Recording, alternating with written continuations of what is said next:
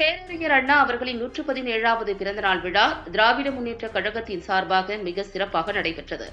தூத்துக்குடி மாவட்டம் ஏரல் பேரூராட்சியில் திராவிட முன்னேற்றக் கழகத்தின் சார்பாக பேரறிஞர் அண்ணாவின் 117வது பிறந்தநாள் விழா வெகு விமரிசையாக கொண்டாடப்பட்டது.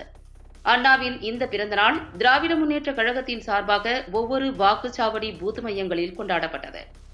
குறிப்பாக இதில் ஒன்றிய அரசுக்கு எதிராக வாக்கு திருட்டு மற்றும் தமிழக எம்பிக்களின் எண்ணிக்கை குறைப்பு உட்பட ஒன்றிய அரசின் செயல்பாடுகளுக்கு எதிராக உறுதிமொழியும் ஏற்கப்பட்டது.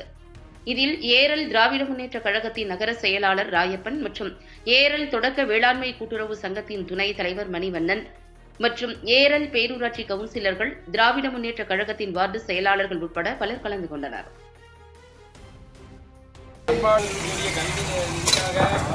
போராடுவேன்.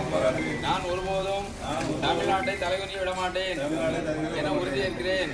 நான் தமிழ் மொழி, பண்பாடு மற்றும் பெருமைக்கும் நன்மதிப்பிற்கும் எதிரான எந்த ஒரு பாகுபாட்டையும் எதிர்த்து போராடுவேன்.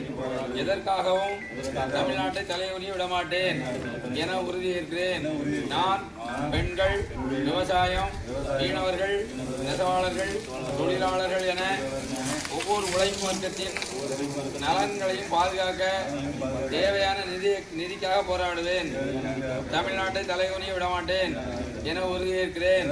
வாழ்க அண்ணா நாமம்.